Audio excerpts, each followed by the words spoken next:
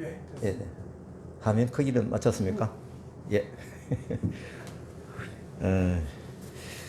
우리 사도행전 4장 32절부터 35절 말씀 같이 읽고, 오늘 주제는 한 마음과 한 뜻이십니다. 제가 일단 읽겠습니다. 믿는 무리가 한 마음과 한 뜻이 되어 물건을 서로 통용하고 재물을 조금이라도 자기 것이라 하는 이가 하나도 없더라. 그 중에 가난한 사람이 없으니 이는 밭과 집 있는 자는 팔아 사도들이 발 앞에 두매 각 사람의 필요를 따라 나누어 줍니다. 믿는 무리가 한 마음과 한 뜻이 되어입니다. 새해를 맞이하는 첫 예배라는 의미를 생각해 보면 본문에 시작되는 이 말씀, 믿는 무리가 한 마음과 한 뜻이 되어, 이 말씀이 저에게는 큰 축복의 말씀으로 들렸습니다. 그래서 좀 깊이 묵상하게 되었죠. 그러다 보니까 좀 깨달아지는 지혜가 있었습니다. 제가 부산대 중국 유학생 사역을 할 때부터 깨닫게 하신 연합사역의 기초가 되는, 맥이 되는 한 마음과 한 뜻으로 하여라, 이거였거든요. 사실 저는 이제 부산대 중국 유학생 사역할 때는 연합으로 해야지라고 뜻을 막 세워가지고 간 것 아닙니다. 하다 보니까 성령님께서 인도하신 방법을 따라가다 보니까, 뒤로 돌아다 보니까 연합사역이 된 거예요. 그래서 교수님들과 같이 사역하게 되고, 그러다 보니 자연스럽게 학교 주변의 교회와 같이 웅성되면서 유학생 사역을 감당했던 것이 아주 기쁜 기억으로 남아 있습니다. 그 사역을, 연합사역의 인도하심은 성령님이었다라는 확신을 가지고 있습니다. 그래서 이제 다카 이주민 사역을 이제 새롭게 시작할 때는 이게 이제 연합사역의 비전을 사실은 가지고 했습니다. 왜냐하면은 중국 유학생 사역을 하면서 제가 배웠기 때문에 시작은 그렇게 하게 되었죠. 그제 제가 이 말씀을 보면서 개인적으로 깨닫는 것은 이 다카 사역에서 연합사역의 실천을 이제 중간 점검을 좀 해봐라 라는 뜻으로 제가 받아들였습니다. 그래서 하나님께서 지금 믿는 무리가 한 마음과 한 뜻이 되어 말씀을 설교하는 마음을 제게 주셨습니다. 그래서 기도하는 마음으로 제가 원고를 작성을 했습니다. 다카 사역을 하면서 하나님께 주시는 연합사역의 전략이 있음을 확인을 합니다. 그래서 깨닫게 하신 방향을 주셔서 메모를 하고 따라가고 있습니다. 대외적인 협력 사역 3가지 방향이 잡혔죠. 성령님께서 네트워크로 사역을 할 수 있도록 구체화시켜 주셨고, 또한 그 사례도 주셨습니다. 아마 발표하는데 큰 힘을 그런 뜻이 있다고 봐집니다. 그래서 우리는 지금 합심해서 기도하면서 이주민 선교 동원의 사역의 길을 만들고 있다. 참, 한동훈 장관, 이 길만 생각하면 그분이 하신 참 좋은 말이에요. 길은 처음에 길이 아니었는데, 여러 사람이, 믿는 무리가 같이 가면은 성령님께서 만들어준 그 길을 확인하게 될 것이다 라는 마음이 있습니다. 클릭. 예. 그래서 제가 이 기도 제목 나누었던 거 이제 정리를 해가지고, 우리 기도회 때마다 이걸 가지고 기도를 하고 있거든요. 그래서 제가 확인을 해봅니다. 무엇인지.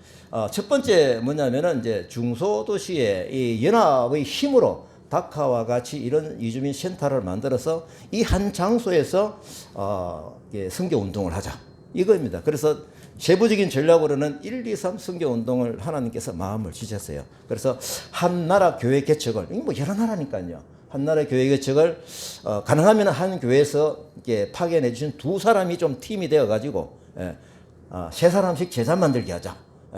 그러면 좀 우리가 수학적으로 보면은 뭐 2사람이니까 한 최대 한 6명까지 제자 만들기 쪽으로 욕심을 좀 내자라는 것이었죠. 물론 예배와 함께 전도와 함께 양육의 과정이 들어 있겠죠. 그 다음에 두 번째, 하나님 주신 어떤 선교 동원 측면에서 전국의 시골 교회가 어떻게 보면 참 생명을 잃은 것 같은 그런 느낌이 확 오잖아요. 사실 현실적으로 보면은 그 나이 드신 분들이 많고 새롭게 일어나는 성도들은 없고, 그래서 현실을 보면은 뭔가 꺼져가는 불 같은 느낌인데, 이 하나님의 사실적인 측면에서 바라보면은 다른 게 보이는 거예요. 교회 가까이 예전 뭐 전국 어느 교회든 간에 시골에서 이주민들이 접촉을 되어지죠. 쉽게 만날 수 있습니다. 그러면은 시골 교회에서 이제 새롭게 다른 시각을 가지고 이주민 선교의 동력을 일으켜야 되겠다라는 마음을 하나님 주셨거든요. 그래서 영적으로 입양을 하자. 그래서 사람의 관계를 만들자. 그리고 복음을 전하고 양육하고 하자. 그러면 우리가 어떻게 해야 되느냐는 질문이 나오거든요. 뭐 외국인 만나가지고 뭡니까 따뜻하게 해주고 밥 한 끼 사주고 이건 충분히 하죠. 그런데 그 다음이 뭐냐라고 했을 때 하나님께서 저희 다카 사역을 통해서 주셨던 전도를 위한 무기, 양육을 위한 무기, 그 나라 말 몰라도 되더라. 그래서 그런 어떤 그 경험치의 자료를 가지고 제공을 하는 것이 다카 선교회에서 주신 하나님의 책임감 있는 비전입니다. 그래서 이 두 번째 말고 또 세 번째 내용은 우리가 어떤 비전을 가지고 있느냐면은 최근에 우리가 알게 된 내용인데 우리나라에 이제 뭐 전문대학에는 이게 뭡니까 학생들이 부족하고 또 뭡니까 더불어 옆에 있는 큰 공장들은 또 이 근로자가 부족하고 그래서 이걸 다시 나라에서 걱정하는 마음으로 전략이 나왔는데 3분의 1 뿌리산업대학 선교 전략입니다. 물론 우리나라에서는 뭐 뿌리대학을만 9개를 만들어 놨죠. 근데 이걸 선교적으로 딱 보니까 야 이거다 이거라는 거죠. 그래서 3분의 1이라고 하는 것이 선교지에서 해야 될 역할. 그 다음에 학교 주변의 교회가 이 유학생 선교를 할 수 있도록 하는 역할. 그러면 두 개를 연결을 시켜주는 뭐 선한 브로커 역할은 다카가 하죠. 그렇게 해서 이주민 선교 동원의 프레임이 세 가지 형태가 우리에게 잡혀 있습니다. 그래서 이 모두는 다 하나님께서 사례를 다 주셔가지고 다카의 비전으로 확신하며 감당하고 있습니다. 저희는 3분의 1 뿌리산업대학의 선교 전략을 조금씩 소개하고 있었거든요. 제가요. 또 어떤 분들은 관심이 많아가지고 물어보시는 분이 있어요. 그래서 최근에 어제 목요일인 금요일인가 임정훈 인도네시아 선교사님 부부가 이 전략을 어디서 들었다. 자기 친한 선교사님한테 들었대요. 그래가지고 다카에 오겠다고. 근데 가기 전에 뿌리대학에서 다 둘러보고 다 교수님 얘기 다 듣고 어제 목요일 날이네요. 그제 오셨어요. 그분이 와셔가지고 한 3시간 동안 식사하면서 얘기를 했거든요. 이분은 제가 어떻게 해서 우리를 연결했나 보니까 제가 친한 장로님이 선교를 많이 하는 부산의 성산교회가 산성교회, 선교 되게 선교를 많이 하고 있거든요. 장로님 이 얘기를 듣더니 딱 이거다라고. 그러니까 자기 교회에 후원하고 있는 선교사님들에게 이 정보를 줘가지고 해보자는 마음이 확 들어간 거예요. 그래서 한 번은 이제 인도네시아 선교사님 마침 한국에 오셔가지고 저를 오라고 그래요. 그 부산에 가서 그 선교사님하고 얘기를 나누고 자료를 주고 했었거든요. 그 선교사님한테 얘기를 들은 거예요. 그래서 임 선교사님이 부부가 오셨는데 들어보니까 한 25년간 중국 선교를 열심히 하시다가 이 비자 문제 때문에 비자발적 귀국을 하신 분이에요. 그래서 한국에서 또 한국의 제주도 뭐 이렇게 해서 한국어 전문가로 강의 전문가로 활동을 하셨더라고요. 지금은 이제 인도네시아에서 활동을 하고 계시는데 제가 이분하고 얘기를 하면서 와 대단하신 분이구나. 정말 준비가 완벽하게 된 분이더라고요. 그래서 제가 서로 간의 얘기가 저희 기대를 가지고 얘기했죠. 이 3분의 1 부분 해외 선교지에서 한국어 교육에 대한 이 정보, 노하우 이런 분들 엄청난 분인데 그분이 사모님이 1급이에요. 1급. 제가 1급 처음 봤거든요. 거의 다 2급인데 1급을 가지고 있었어요. 그러면 이 모든 게 다 가지신 분이에요. 이제 학교에서도 제주대학에서도 강의를 하고 그랬었다라고 하니까요. 그래서 앞으로 이제 해외 선교지에서 어떤 연락이 오고 거기에서 한번 정보를 주고 노하우를 제공하는 분은 이분들 하면 되겠구나라는 마음을 크게 가졌습니다. 그래서 우리에게는 이게 한 마음과 한 뜻이 되어야 하는 대내적인 연합도 있다라는 것을 또 생각하게 되는 거죠. 사실 이 부분은 대외적인 연합 사역보다도 훨씬 더 중요한 것이죠. 왜냐하면 사역보다도 하나님 앞에 반드시 서는 게 더 중요하기 때문입니다. 디모데후서 3장 16절 17절 말씀을 봅니다. 모든 성경은 하나님의 감동으로 되어 온 것으로 교훈과 책망과 바르게 함과 의로 교육하기에 유익하니 이는 하나님의 사람으로 온전케 하며 모든 선한 일을 행하기에 온전케 갖추려 하렵니다. 이거거든요. 그래서 우리 보면은 16절 말씀, 이거 다 거의 막 외우시는 분이 많이 있는데 성경의 가르침을 따라 라고 하는 그런 말씀의 기준이고, 이 말씀대로 따라가며 살 때 하나님 주신 능력을 가지게 되는데, 그것이 뭐냐라고 하면은 먼저 하나님의 사람으로 온전케 하며입니다. 이걸 뭐 영어 어려운 용어가 아닌데 being이라고 저는 해석을 하고요. 그 다음에 두 번째가 뭐냐면 모든 선한 일을 행할 능력을 갖추게 한다. 이게 이제 doing이라고 보는 거죠. 저는 이것을 순서적으로 볼 때 being이 먼저 나온 것이 굉장히 감사했고, 하나님의 말씀을 주신 방향과 뜻이 무엇인지를 분명하게 아는 거예요. 그래서 우리가 말씀에 바로 쓸 때 하나님의 사역자는 참 오해하기가 쉽거든요. 사역 이전에 우리가 하나님 앞에 온전하게 서 있는 그 모습이 훨씬 더 중요하다라고 하는 것이죠. 이것을 우리가 각각 사역장에 확대 해석을 해보면은 우리가 막 요즘 성경에 대해서 막 열심히 하고 있지만 더 중요한 것은 뭐냐? 대외적인 연합 사역 이전에 대내적인 연합 사역이 얼마나 중요한가. 그래서 우리 믿는 무리가 한 마음과 한 뜻이 되어 이 말씀 이것을 이제 우리 닥카사에게 중간 점검을 하게 하는 2024년에 비전의 말씀을 주셨구나라는 그 감동이 제가 있습니다. 그래서 제가 이 부분을 좀 깊이 좀 살펴보게 되는 거죠. 그래서 한 마음 한 뜻은 사실상 우리 인간의 시작인 아담과 하와의 가정사에서 시작된 연합이죠. 잘 아시겠죠? 그 성경이 읽어지기 전에 강의에서 제가 배운 것인데요. 하나님의 창조의 상황을 보게 되면 두 개의 이미지가 있다라는 겁니다. 창세기 1장 1절에서 25절 거기에 기록을 쭉 정리해 보면은 하나님의 창조 두 가지 이미지. 첫째 하나는 뭐냐면 사회과학적인 창조이다. 두 번째 이미지는 뭐냐면은 그 자연과학적인 창조이다. 이 두 가지가 이게 조금 구분해서 우리가 볼 수 있어야 한다라고 하는 것이죠. 그래서 하나님의 창조는 생명 발생된 자연과학적인 창조인 동시에 하나님의 존재 방식입니다. 우리의 형상, 이거죠. 우리의 모양대로 사람을 창조하셨다 이겁니다. 오늘 주제는 아니지만은 하나님의 자연과학적인 그 창조의 극히 일부분만 우리가 한번 확인을 해보고 싶습니다. 제가 영상을 좀 보여드리려고 했는데 영상이 안 되죠.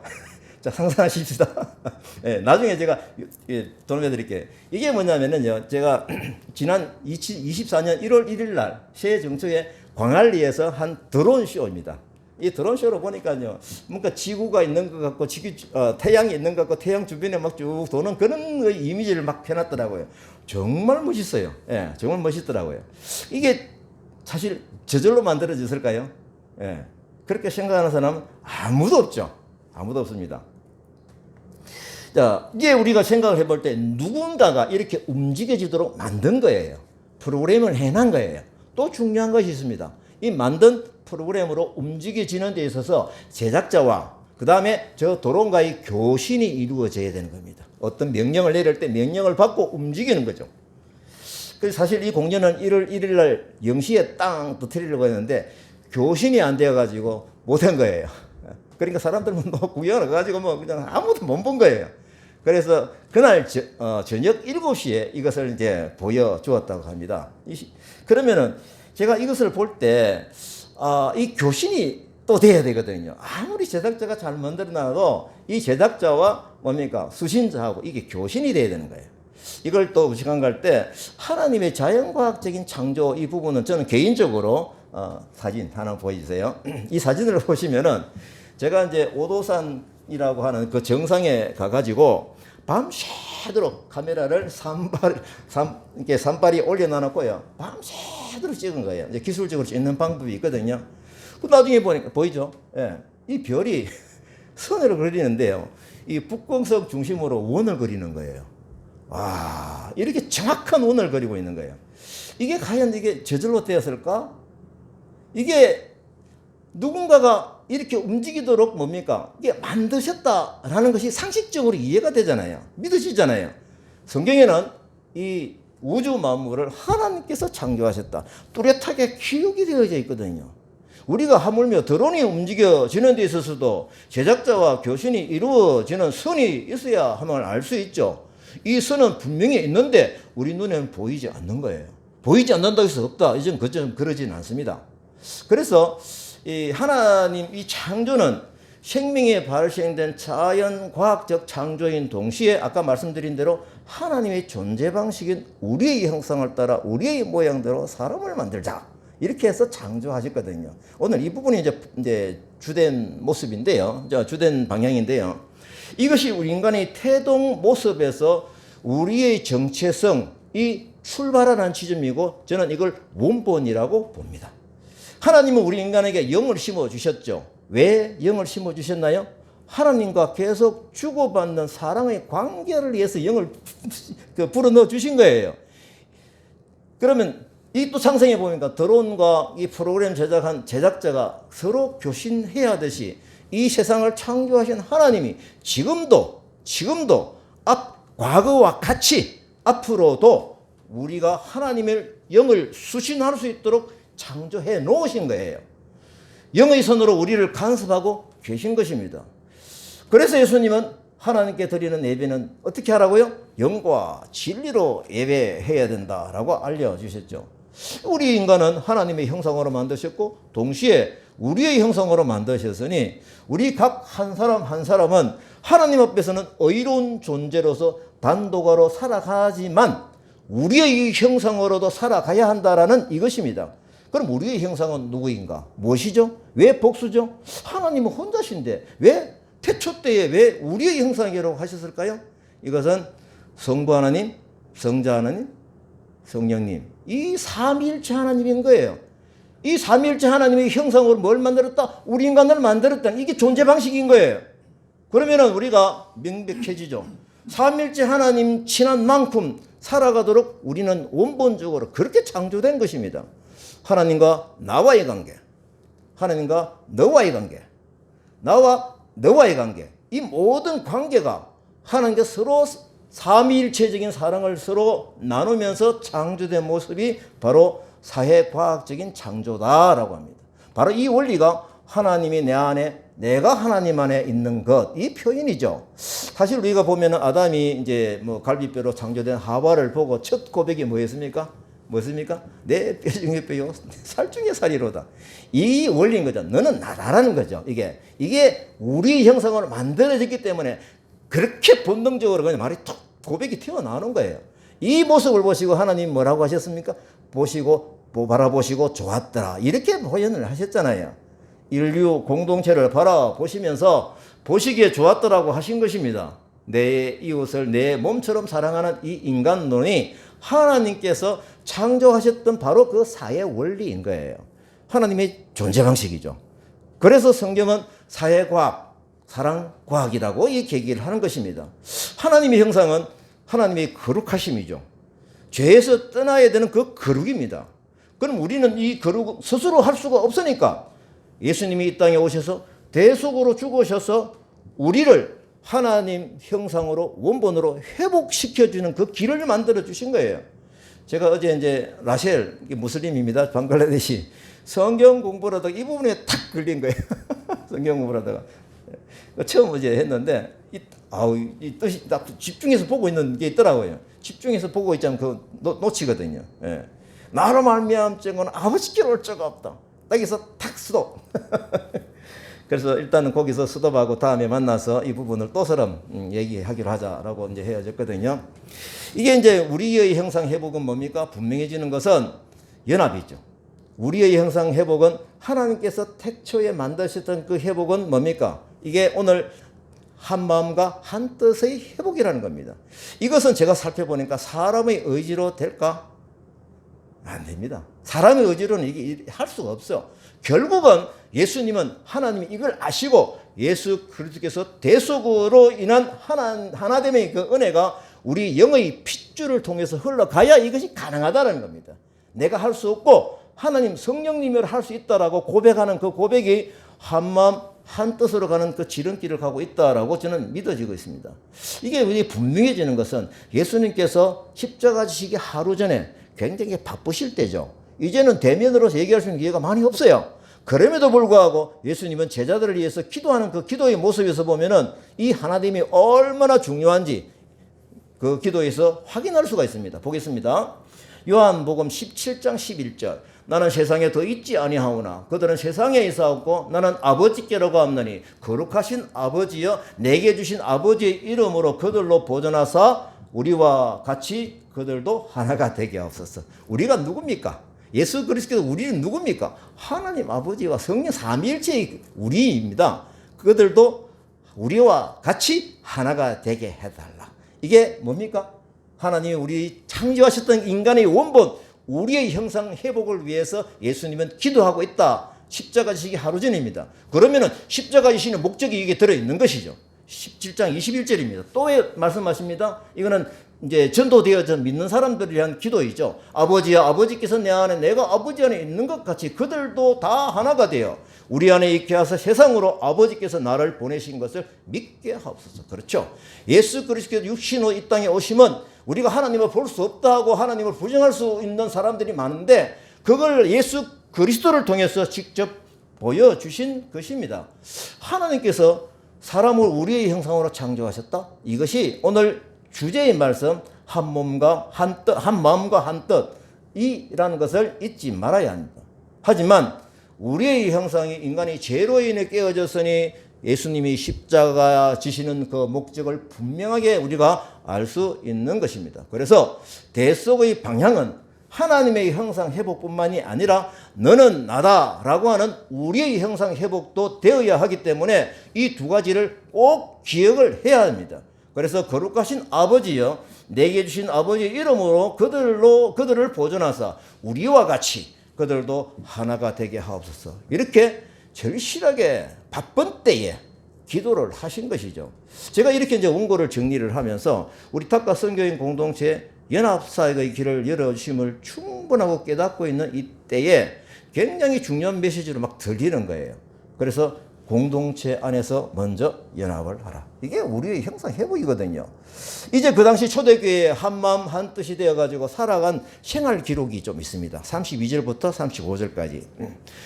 모든 물건을 서로 통용하고 자기 재물을 조금이라도 자기 것이라 하나 이거 하나도 없더라. 사도들이 큰 건동으로 주 예수의 부활을 증언하니 큰 은혜를 받아 그 중에 가난한 사람이 없으니 이는 밭과 집 있는 자는 팔아 사도들이 발 앞에 두매 각 사람의 필요를 따라 나누어 줌이라. 이 말씀은 앞에서 우리가 사도행전 2장 44절에서 45절 말씀 내용하고 반복되는 것 같아요. 그러면은 이 모습을 볼 때 더욱더 발전된 모습을 볼 수가 있는데요. 결국은 성령 충만한 그 제자들, 초대교회의 삶들이 이것이 지속적으로 실천이 되었구나라는 것을 알 수가 있습니다. 그래서 초대교인들은 서로의 필요를 따라 뭡니까? 물건을 서로 통용하고 나누어 줬다. 서로 부족함이 없게 했다. 제가 이제 지금까지 이 본문을 보면서 서로 물건을 통용한 것만 보았고 또 그렇게 설교를 들었는데 하나가 더 보였습니다. 이번에. 두 번째 뭡니까? 큰 권능으로 주 예수의 부활을 증언하니입니다. 이건 제가 참 보지 못했는데 말씀을 준비하는데 이게 또 보이는 거예요. 그러면은 우리 생활 기록은 성령 충만한 결과로 뭡니까? 자발적인 참여에 의해서 사랑의 행위로서 뭡니까? 그들과 같이 경제적으로도 함께하지만 결국은 중요한 것은 뭐냐라고 복음을 전하는 것이죠. 그래서 우리 탁과 성교인 공동체가 가지고 있는 뭡니까? 복지 플러스 복음. 이렇게 돼야 되는 것이죠. 그리고 이런 부분들은 우리가 책임감으로 경험을 하면서 오늘날 교회의 귀감이 되게 하고 또 우리가 또 따라가야 될 그 선행이지 않느냐라고 하는 것입니다. 결국은 이 힘은 어딜까요? 무슨 힘일까요? 사랑의 힘이죠. 이 사랑은 성령 충만한 가운데서 자연스럽게 일어나는 바로 그 힘입니다. 그래서 역동적이며 자발적인 사랑이죠. 이 사랑으로 모든 기독교인들은 기독교인답게 살아가는 가장 아름다운 덕목이 되는 것이죠. 예수님이 성령 충만한 사람이 일어나는 5가지 현상, 제가 정상이라 하는데 현상으로 제가 바꿔서 말씀을 드리는데 이거 참 저는 굉장히 중요한 메모를 했거든요. 예, 이게 요한복음 말씀을 드릴 때 이건 매일 기도 제목이 들어있다 보니까 이게 뭐 제 머릿속에 이제 마음속에 확 박혀 있습니다. 그래서 성령이 임하면 어떤 일이 일어나느냐 이런 부분을 볼 때 나를 정언하게 될 것이다. 내가 한 말이 기억이 날 것이다. 그리고 죄에 대해서 의에 대해서 책망하는 거죠. 예, 심판에서 책망할 것이다. 그리고 뭡니까? 진리를 알지니 진리가 너희들을 장래 일을 너희들에게 알려줄 것이다. 그 성령 임하면은 이게 이제 미래의 비전이 보이는 것이죠. 그 다음에 나의 영광을 드러낼 것이다. 이 5가지 부분이 저에게는 굉장히 중요한 의미로 다가오는 거예요. 성령 충만이라고 하면 굉장히 막연하게 보여요. 받았는지 내가 안 받았는지 그냥 성령 충만 뭐 교회에서 자꾸 얘기하니까 다 받은 것처럼 느껴지죠. 하지만 그 결과를 어떤 일이 일어나는지 내한테 역동적으로 일어나는 게 있느냐라고 하는 것이 굉장히 중요하죠. 그래서 한 번 더 생각해 봅니다. 성령 충만하면서 이 세기 사회적인 어떤 그 서로 통용하는 이런 부분을 볼 때 서로의 필요를 따라 물건을 서로 나눠주고 주 예수의 부활을 증언하는 이런 내 개인 호주머니를 채우는 일이 아니거든요. 하나도 없어요. 모두 자비랑 사역으로 내 호주머니를 열어야 하고 또 시간을 주어야 하는 일입니다. 자, 내 호주머니에 들어가서 궁극적으로 이익이 되는 게 하나도 없어요. 이게 맨정신으로 가능할까요? 불가능하죠. 절대 할 수가 없습니다. 사실 우리 인격은 얼마나 모나고 이기적이며 자기 중심적입니까? 지난주에 정 목사님의 말씀 중에 1달란트 받은 사람, 이 사람이 결국 인간의 근본 사실은 하나님을 떠나는 사람의 근본 모습인 거예요. 닭가사역은 나그네 같은 이주민 근로자들에게 그들의 필요를 채워주고 또 복음을 전하기 위해서 많은 재정과 시간의 헌신을 쏟아붓고 있습니다. 감사하죠. 이런 기회가 온 것이죠. 어떻게 우리가 이런 기회를 맞이할 수가 있겠습니까? 따라 살아갈 수 있는 그 터전이 되어진 것이죠. 이 삶은 성령의 뜻을 따라 살고 싶은 사람만이 할 수 있는 일입니다. 예수님께서 그렇게 사셨기 때문에 제자로 따라가고 싶은 사람은 이 길을 따라가야 할 것입니다.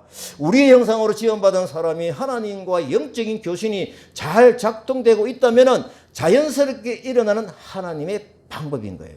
예수님이 십자가를 지시기 하루 전에 그 바쁘신 때에 포도나무 위를 비유를 통해서 기억하시죠? 딱 그때거든요. 지금 요한복음 17장도 바로 그때고 포도나무 비유도 바로 그때입니다. 굉장히 긴박하게 움직이는 그때 또 포도나무 비유로서 우리들에게 확실하게 그 각인을 시켜주신 메시지가 있지 않습니까? 가지인 우리가 포도나무인 예수님에게 붙어 있기만 하면은 열매를 맺는다. 그러면 그 에너지가 뭐냐? 이건 제 상상의 말이었고 이제 시간이 없기 때문에 풀지는 않거든요. 요한복음 15장 보면 뚜렷하게 나와 있어요. 그 에너지가 뭐냐? 하나님의 계명을 통해서 알게 해주신 하나님이 우리를 먼저 사랑하신 그 사랑이라는 거예요. 사랑을 깨닫고 나도 사랑하는 게 이게 바로 붙어 있는 거예요. 그래서 이 사랑 안에 거하면 뭘 맺는다? 열매를 맺는데 이 열매의 정체가 뭐다? 기쁨의 열매다. 확신해. 지금 제자들은 지금 예수님이 떠난다 얼마나 두려워하고 있어요. 두려워하지 마. 이 메시지가 떨어지는 거예요. 성령께서 오셔가지고 나와 관계된 것을 다 증언할 것이고 붙어있는 이 자체로서 그냥 기쁨이 될 거야. 맨정신은 안 되는 거죠. 이게 성령 충만인 겁니다. 이게 붙어있는 거거든요.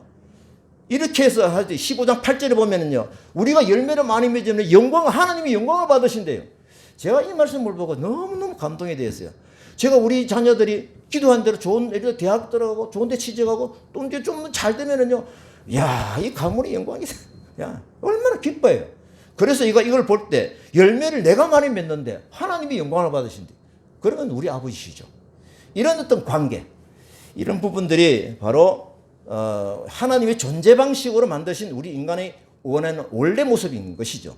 이 원리로 성령이 충만한 초대교회에서 믿는 무리가 한 마음과 한 뜻이 되는 역사가 자연스럽게 이루어진 것이죠. 이걸 막 누가 시켜가지고 니를 막 왜 안 하나 가지고 최근에서 된 분위기가 전혀 아닙니다. 성령 임하니까 그냥 그렇게 되는 거예요.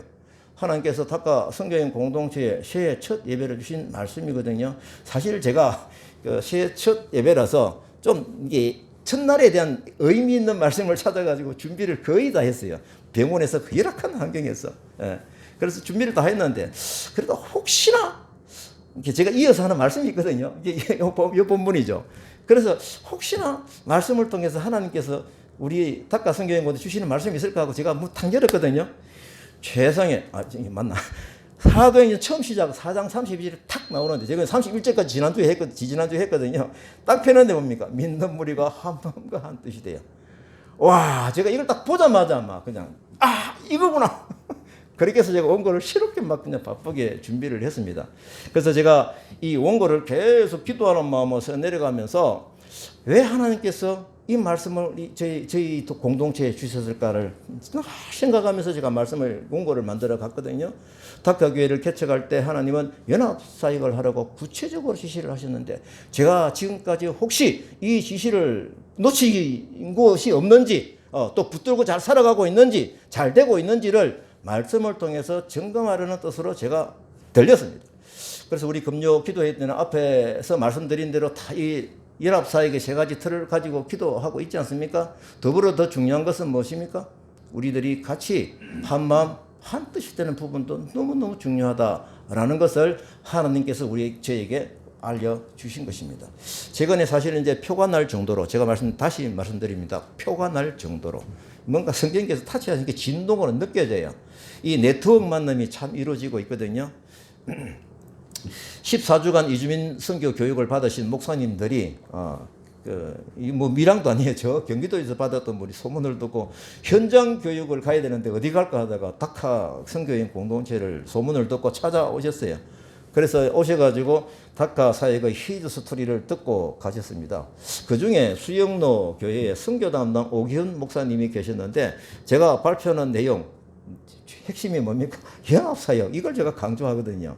이걸 딱 듣고 가시면서 선교사님 수영로 교회에서 선교 방향 패턴하고 같습니다. 같이 하시다. 이 얘기는 옛날 김성한 목사님도 얘기를 하셨거든요. 수영로 교회 팀이 밀양에 와서 매주 이주민 선교를 해서 기도를 하면 좋겠습니다. 매주 같이 합시다. 그래서 수산이 조금 한데요. 말씀드리니까 상관없습니다. 결국 작은 불꽃 하나가 큰 불을 일으키고자 하는 그런 마음으로 이주민 기도회 운동을 일으키자라고 하는 것이죠. 또 동시에입니다. 그 얼마 안 전에 동시에 여기 수산에서 가장 큰 교회 목사님, 수산교 목사님이신데요. 이분하고 참 얼마나 오랫동안 인사를 하고 참 나는데 갑자기 이제 같이 그냥 만나가지고 적극적인 만남이 이루어지고 있습니다. 그러면서 성도들하고도 교신이 좀 되고 있거든요. 지난번에 식사 대접하겠다고 식사 대접 받다가 그 자리에서 제가 수영교회에서 이런 계획을 내가 말씀을 드렸죠. 왜냐하면 장소가 너무 좁거든요. 그래서 요 가까운 교회에서 하면 어떻겠습니까? 라고 하니까 그게 접수가 되었어요. 그래서 제 바람은 장소 문제만이 아니고 이렇게 하게 되면 수산교회 그 성도들도 이 이주민 선교에서 기도에 참석하다 보면은 와 이거구나 라고 해서 선교 동원 운동이 일어나지 않겠느냐라는 기대가 기쁨으로 가지고 되어지는 거죠. 그래서 제가 앞에 말씀드린 대로 1월 4일 목요일에는 이제 3분의 1 뿌리산업대학 선교전략 이 해외 부분에 한국어 코칭을 해줄 만한 분을 만났다. 임정훈 선교사님. 이것도 지금 현재 최근에 네트워크의 힘으로 주신 아주 큰 타치거든요. 제가 임선교사님 쭉 얘기를 하면서도 충분히 알게 됐지만은 알고 보니까 얘기하는 중에 제가 아주 잘 알고 있는 목사님과 선교 신학대학원 동기신 거예요. 그래서 제가 이제 전화를 해서 그분이 소식을 조금 더 듣게 되었습니다. 그 임선교사님은 신대원 때보다 교회 개척을 했다고. 그리고 부산의 모퉁이돌 교회 성장을 시키고 장로님들을 다 세우고 그 다음에 선교사로 파송을 받아 가버린 거예요. 마치 안디옥 교회에서 뭡니까 바나바와 바울을 선교사로 보내는 것처럼. 그래서 사이판 봉제 공장에 가서 중국인 선교를 하셨던 분이고 그 후에 중국에서 친구 사역 아주 침울한 아주 하는 게 있고 그 다음에 제자 훈련해 가지고 제자들을 800여 명을 만들어요. 800여 명. 와. 그래서 이제 비자 때문에 추방을 당하셔가지고 그러면 또 가만히 있느냐? 이분들은 제주시에 가가지고 그 대학에서 교수 사역도 하고 그 다음에 뭡니까 한국어 강의도 하고 부부가 다 그렇게 하셨던 분들이더라고요. 그래서 지금은 이제 중국 비자가 이제 5년 만에 나와가지고 중국 방문을 다음 주에 간다 이렇게 하고 계시더라고요. 그래서 또 이제 오늘 오후에 오시게 될 겁니다. 부산에 이주민 교회 개척을 하고 계시는 전도사님, 나이 드신 전도사님이 안수집 하다가 지난번에 교육대 오셨던 분이에요. 부산에 계시는데 이 소식을, 이 정보를 좀 들어야 되겠다 해가지고, 그 개척한데 성도들 세신자 포함해가지고 한 너댓 분이 오늘 2시에 오기로 약속이 되어 있어요. 여기 와서 한번 좀 이게 이제 방법만이 문제겠습니까? 우리 같이 영적인 네트워크가 이상하게 자꾸 지금 두드려지고 있는 거예요. 저는 전략가이신 임 선교사님과 헤어지면서 제가 어떤 느낌이 탁 왔느냐면요. 제가 22년 8월 9일 날 박경수 대표님 만나게 했던 그 충격.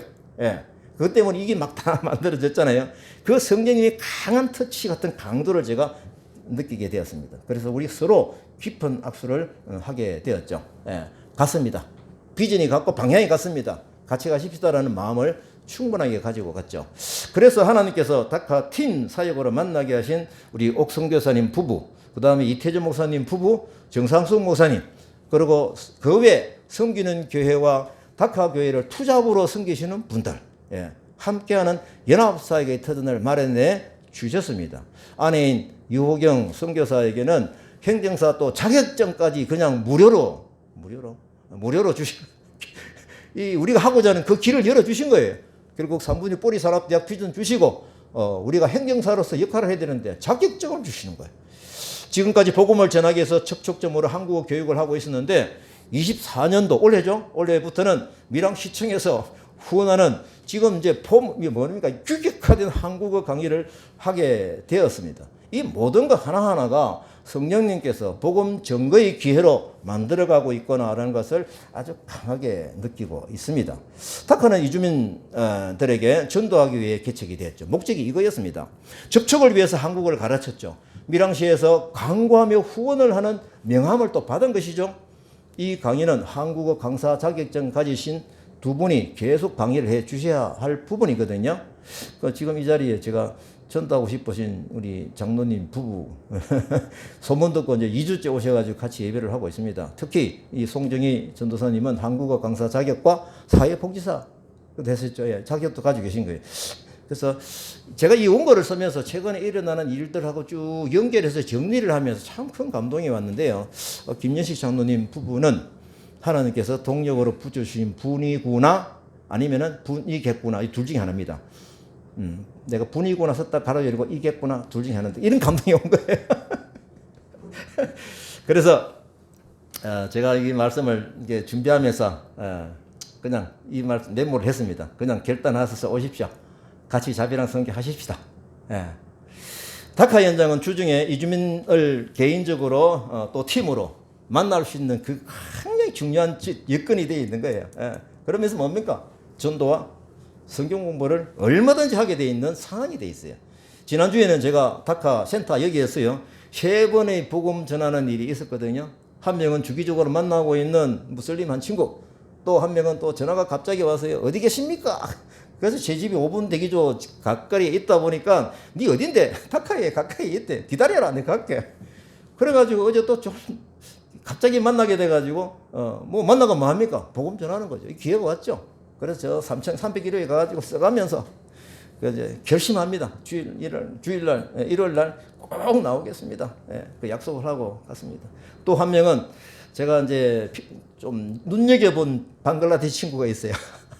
그래서 그 친구한테 제가 의도적으로 식사 대접 약속을 한 거예요. 간신히 이제 약속을 받아내가지고 어제 저녁에 식사를 하고 제가 할 말이 있다, 야 앉아봐라. 그래서 301호에 또 가가지고 제가 복음을 전했는데 흡수성이 좋은 거예요. 야 됐다. 그럼 야 밑에 가서 확실하게 하자. 교재를 보고 하자라고 해서 이제 1층으로 지금 저녁에 7시 넘어서 들어오는데 우리 강도 이 친구가 나를 만나 네, 뭐 얘기 안 하겠는데 두고로 오면서 하나님 우리 최인기 선장님 만나게 해주십시오 하고 또 계단으로 내려오다가 제가 그때 그 시간이 없거든요. 제가요. 그냥 뭡니까 그 라시엘하고 공부하다가 1층에 가서 하는 게 좋겠다. 교재 보고 하자 하고 내려오는데 탁 마주친 거예요. 그래서 서로 깜짝 놀래가지고 오늘 1박을 하고 있는데 하여튼 모르겠으면 하나님 뜻이 어디에 있는지 그죠? 분명히 있을 거예요. 주의야. 축복합니다. 기대하세요. 하나님 방법을 기대하세요. 내 의지로 되는 것이 아니에요. 그죠? 예. 자, 그리고 이제 무슬림 이 친구 라헬인데요. 이 친구하고는 이제 매주 성경 공부하기로 약속을. 이 흡수성이 참 좋아요. 예. 그러니까 책 교재에다가 자기가 이거까지 했습니다 하고 딱 접어가지고 딱 낳고 갈 정도예요. 축복이죠. 이 시점에서 우리는 대내적인 아름다운 연합을 이루어내야 함을 잊지 말아라 하고 하는 하나님의 메시지가 들리는 것입니다. 사실 우리는 완벽하지 않습니다. 하지만 또 하나님이 쓰시는 독특한 기질이 있죠. 이게 그냥 인간적으로 부딪히면은요, 엄청난 큰 일이 일어나고 트러블이 생길 수밖에 없는 구조입니다. 그래서 우리가 맨정신으로 하지 않는 자비랑 성교, 성령 충만한 가운데서 하게 되면은 우리의 연합이 자연스럽게 일어날 수 있는 그 부분을 기대하면서 기도하면서 가자라고 하는 것이죠. 중요한 것입니다. 선한 일을 행하기 전에 우리가 하나님의 사람을 온전해지는 것이 먼저입니다. 연합사역은 로마서 8장 28절 말씀대로 우리 마음에 새겨야 하는 것이죠. 우리가 알거니와 하나님을 사랑하는 자, 곧 그 뜻대로 부르심을 입은 자들에게는 모든 것이 합력하여 선을 이루느니라. 성경이 있어요. 네. 이 말씀을 저는 이렇게 해석을 합니다. 하나님이 원하시는 연합사역을 하려고 하면은 두 가지 조건이 있어야 돼. 조건을 갖춰야 돼. 저는 이렇게 들렸어요. 첫째, 하나님을 사랑하는 자가 돼야 돼. 둘째, 그 뜻대로 부르심을 입은 자가 되어야 돼. 라고 저는 그렇게 해석을 하고 있습니다. 우리가 성령님을 쫓아 살면은 성령님은 우리 인격의 모자람을 채워주시고 날선 부분을 부드럽게 해주시고 같이 화합할 수 있는 그 힘을 주셔서 오뚜기처럼 다시 일어나게 하는 거죠. 오뚜기가 안 쓰러지면 오뚜기 맛이 없죠. 쓰러지게 돼 있죠. 하지만 중요한 것은 다시 일어서는데 어떤 힘으로 일어서느냐, 이게 중요한 것입니다. 이것이 성령 충만한 초대 교회에서 있었던 한 마음 한 뜻인 겁니다. 제가 이 말씀을 원고로 기록을 하고 있으면서 할 때 제가 존경하는 사모님이 카톡이 또 온 거예요. 이분은 카톡 하시는 분이 아니에요. 이분 카톡을 쓸 줄 아시네?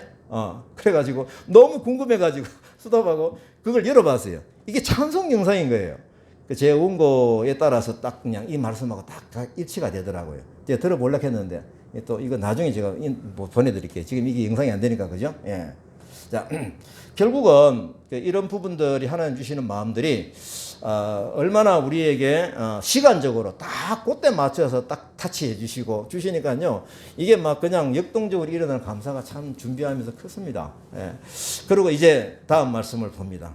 이게 좋은 일만 있는 것이 아닙니다. 심각한 경고가 있습니다. 예, 경고를 드려야 되죠. 사도행전 4장 36절에서 5장 11절 말씀. 이거죠. 제가 굵은 글씨 위주로 읽겠습니다. 구브로에서 난 레이족 사람이 있으니 바나바라. 그가 밭이 있음에 팔아 사도들이 발 앞에 두니라. 아나니아라 하는 사람이 그의 아내 삽비리와 더불어 소유를 팔아 그 값에서 얼마를 감춤해 그 아내도 알더라. 베드로가 이르되 아나니아야 어찌하여 사탄이 내 마음에 가득하여, 다시 이릅니다. 어찌하여 사탄이 내 마음에 가득하여 네가 성령을 속이고 땅값 얼마를 감추었느냐. 사람에게 거짓말한 것이 아니요 하나님께로다. 아나니아가 이 말을 듣고 엎드려져 혼이 떠나니 장사하니라. 3시간쯤 지나 그의 아내가 돌아오니 베드로가 땅 판 값이 이것뿐이냐? 예, 이것뿐이라. 베드로가 이르되 너희가 어찌 함께 껴하여 주의 영을 시험하라 하느냐? 보라, 내 남편을 장사하고 오는 사람들이 발이 또 너를 메어 내가리라 하니 혼이 떠나는지라. 이 기록은요, 보는 관점에 따라서 양극으로 갈려질 수 있는 예민한 사례입니다. 그럼에도 불구하고 이 말씀이 왜 기록이 되었을까요? 우리에게 꼭 필요한 말씀이라는 것이죠. 우리가 조심해야 되는 큰 경고의 말씀으로 들어야 합니다.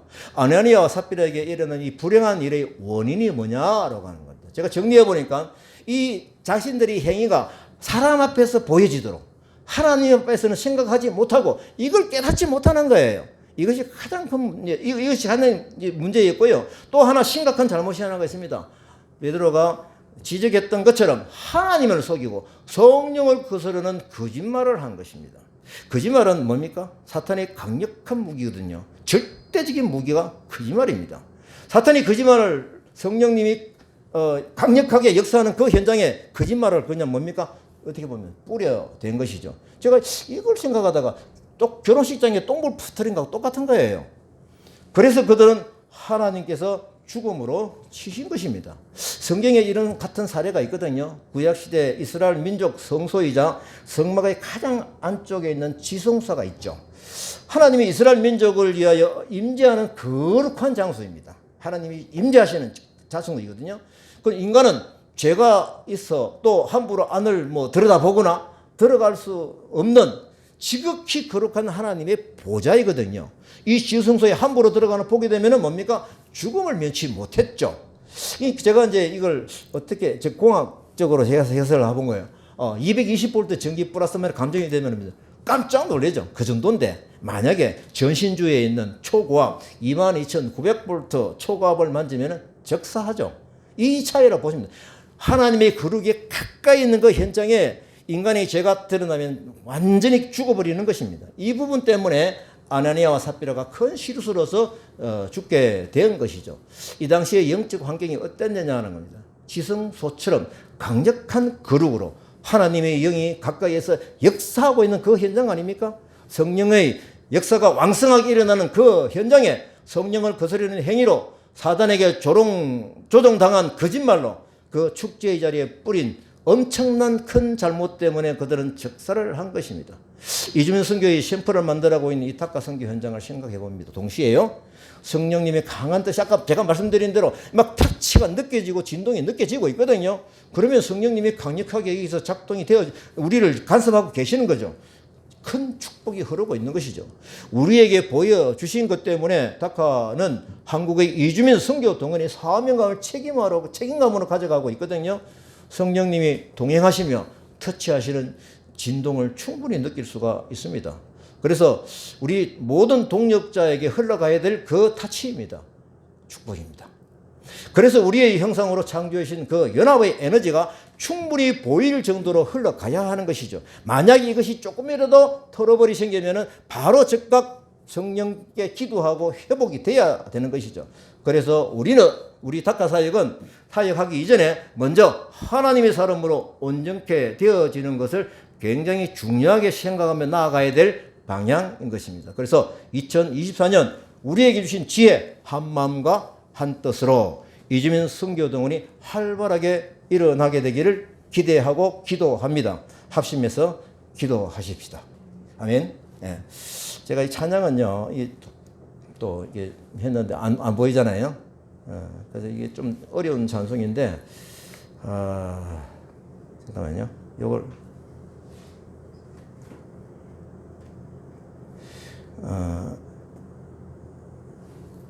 가사도 안 보이고 이것도 코덱할 수 없다 그러네요. 제가 코덱을 할 수 있도록 만들어야 죄송합니다. 우리 찬송은 제가 외울 수 있는 건 좋으신 하나님밖에 없는데 그 찬송을 그냥 대신하도록 하십시다. 좋으신 하나님, 좋으신 하나님, 참 좋으신 나의 하나님,